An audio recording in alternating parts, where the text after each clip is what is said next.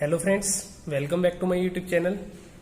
आज हम cash book का पार्ट नंबर 2 करेंगे, जिसके अंदर हम सिंगल कॉलम कैश बुक के एक क्वेश्चन सोल्व करेंगे, जिस क्वेश्चन के अंदर हमारी कुछ ट्रांजैक्शन जीएसटी से रिलेटेड होंगी और कुछ ट्रांजैक्शन हमारी डिस्काउंट से रिलेटेड होंगी। इस क्वेश्चन के अंदर अगर हमारे पास ट्रांजैक्शन में जीएसटी और डिस्काउंट आ जाता है तो सिंगल कॉलम कैश बुक में उसको कैसे रिकॉर्ड करते हैं वो आज सीखेंगे। 2018 Feb 1 balance in shop cash, इसका मतलब है कैश का हमारा ओपनिंग बैलेंस है। अब कैश हमारी असेट है, असेट का ओपनिंग बैलेंस हमारा जो डेबिट होता है, तो इसे हम डेबिट साइड में रिकॉर्ड करेंगे। तो यहां पर हम इसे रिकॉर्ड करेंगे फेब 1 टू बैलेंस बीडी के नाम से। तो हमारा कैश का ओपनिंग बैलेंस है 40,000 रुपीज। 5 की एंट्री है बोट गुड्स, सीजीएसटी 6% है, एसजीएसटी हमारा 6% है। अब हमने 30,000 का गुड्स परचेज करा है। अब देखो, गुड्स जब परचेज करते हैं उसकी हम सिंपल जर्नल एंट्री जो करते हैं वो है परचेज काउंट डेबिट,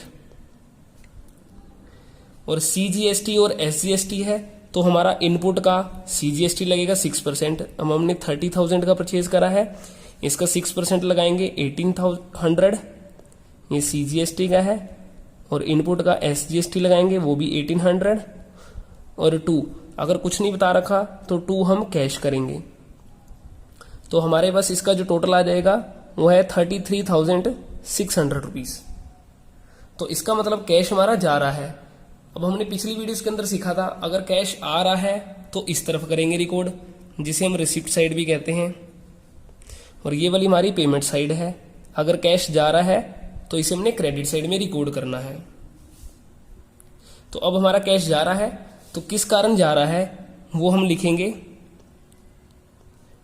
एक तो हमने परचेज करी बाय परचेज काउंट, हमने 30,000 का गुड्स परचेज करा, और हमारा इनपुट का सीजीएसटी और इनपुट का एसजीएसटी है 6%।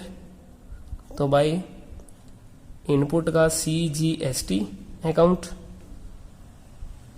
बाय इनपुट का एसजीएसटी अकाउंट 6% लगा देंगे 1800। तो ये हमारी थी फेब 5 की एंट्री। 7 की है सोल्ड गुड्स, सीजीएसटी 6% और एसजीएसटी 6%, 45,000। अब हमने गुड्स सोल्ड करा है, सोल्ड करने पर पैसा हमारे पास आएगा, तो पैसे आ रहे हैं तो रिसिप्ट साइड में से रिकॉर्ड करेंगे। फेब 7 की एंट्री, तो इसे हम लिखेंगे टू सेल्स अकाउंट, और हमने सीजीएसटी और एसजीएसटी भी लगाना है। तो सेल करने पर हमारा लगेगा आउटपुट का सीजीएसटी अकाउंट और टू आउटपुट का एसजीएसटी अकाउंट, और जो हमने सेल करी है वो है हमारे पास 45,000 रुपीज। तो यह हमारा आ जाएगा 45,000 rupees.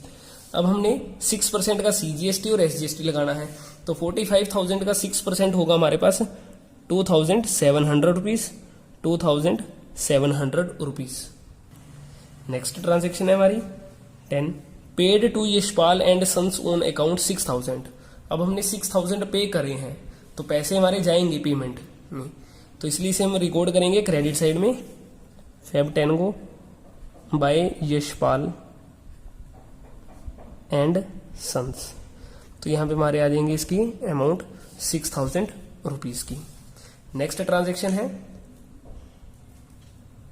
Received from Rahul brothers and discount allowed. अगर देखो हमारे पास सिंगल कॉलम के अंदर डिस्काउंट जितने का भी आ रहा है और जितनी भी ट्रांजेक्शन में डिस्काउंट अलाउड है या रिसीव्ड है, तो उसे हमने इग्नोर करना है, क्योंकि सिंगल कॉलम के अंदर हम सिर्फ कैश की अमाउंट ही रिकॉर्ड करते हैं।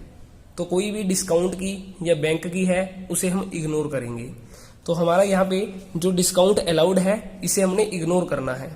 तो हमें राहुल से जो रुपए मिले हैं वो है 9,800 रुपीज, और जो हमारे पास डिस्काउंट अलाउड है वो है 200। तो डिस्काउंट अलाउड को हमने रिकॉर्ड नहीं करना। अब हमें रिसीव हुए हैं राहुल ब्रदर से, तो रिसीव हुए हैं तो रिसिप्ट साइड में से रिकॉर्ड करेंगे।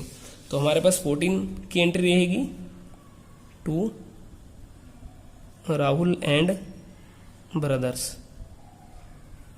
तो यहाँ पे आ जाएगी हमारी इसकी अमाउंट 9,800 रुपीज। तो जितने का भी डिस्काउंट है उसको हमने इग्नोर करना है। नेक्स्ट है 16 लोन रीपेड। अब लोन हमने रीपेड करा है, मतलब लोन की पेमेंट करी है, पेमेंट करने पर पैसे हमारे जाएंगे, तो इसे हमने बाय लोन लिखना है। और हमारे पास इसकी डेट आ जाएगी 16 और इसकी अमाउंट है हमारे पास 7,000 रुपीज की। 22 है पेड फॉर ट्रेवलिंग एक्सपेंसेस। अब हमने ट्रेवलिंग एक्सपेंसेस पे करे हैं तो पैसे हमारे जाएंगे, पेमेंट करी है तो इसलिए इसे हमने क्रेडिट साइड में रिकॉर्ड करना है। तो बाय ट्रेवलिंग एक्सपेंसेस अकाउंट, तो इसकी अमाउंट आ जाएगी हमारे पास 500।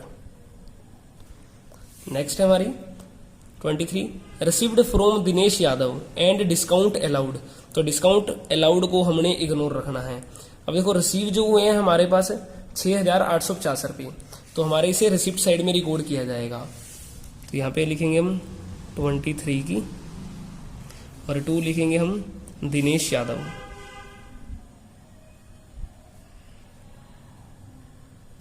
और इसकी अमाउंट आ जाएगी हमारे पास 6,850 रुपीज। नेक्स्ट है transaction 25 paid to Yashpal and sons discount allowed by them. अब इसका मतलब है उसने डिस्काउंट हमें दिया है, तो मतलब इसे हम डिस्काउंट रिसीव कह सकते हैं। और बट इसे भी हमने इग्नोर ही रखना है क्योंकि सिंगल कॉलम कैश बुक के अंदर हमारा डिस्काउंट का कॉलम नहीं होता। तो हमारे पास पेड करे हैं तो पेड करने पर पैसे हमारे जाएंगे पेमेंट में और 13,750 रुपये आ जाएंगे।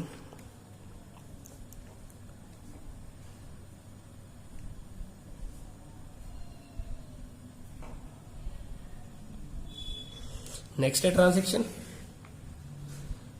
28 पेड रेंट फॉर गोडाउन।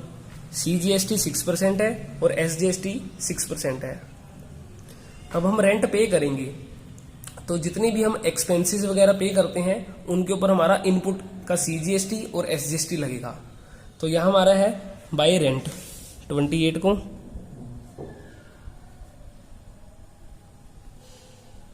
और यहां पे आ जाएगी बाय इनपुट का CGST अकाउंट,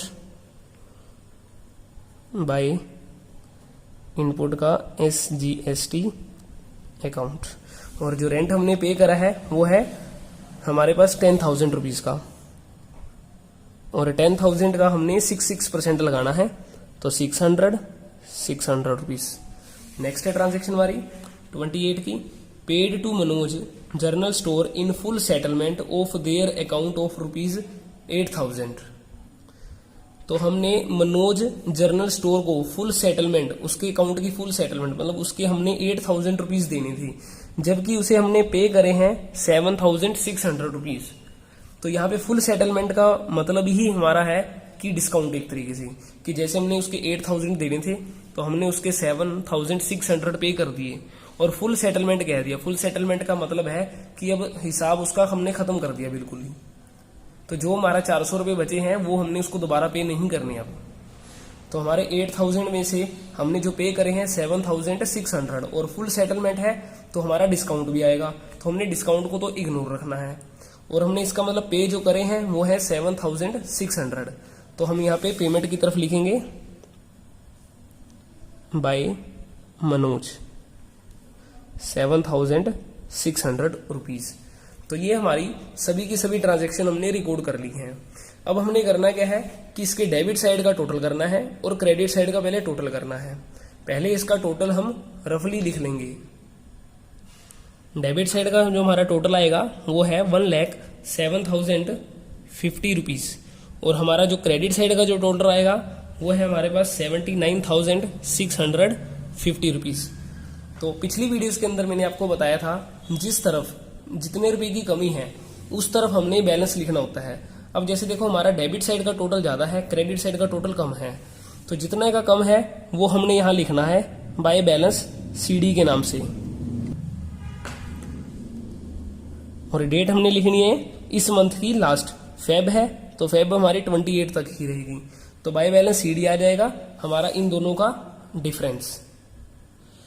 तो जब हम इन दोनों को लेस करेंगे तो देन हमारे पास इनका डिफरेंस आएगा, वो है 27,400 रुपीज। तो अब ये हमारे दोनों टोटल हो जाएंगे आपस में इक्वल। तो ये टोटल आ जाएगा हमारा 1,07,050 रुपीज और ये भी आ जाएगा 1,07,050 रुपीज।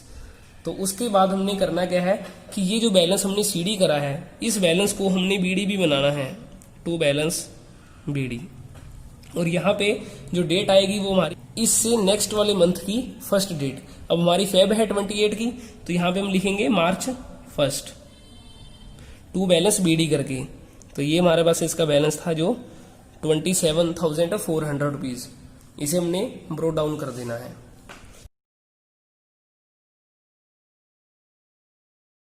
तो ये था हमारा एक क्वेश्चन जिसके अंदर हमने देखा कि जीएसटी वाली एंट्री आएंगी तो उसे हमने कैश बुक में कैसे रिकॉर्ड करना है। तो डिस्काउंट अलाउड है और डिस्काउंट रिसीव्ड है, तो उसको हमने इग्नोर रखना होता है इसके अंदर। तो आई होप कि आपको ये कॉन्सेप्ट समझ आ गया होगा। अगर आपको समझ आया है तो वीडियो को लाइक करें, चैनल को सब्सक्राइब करें। Thank you.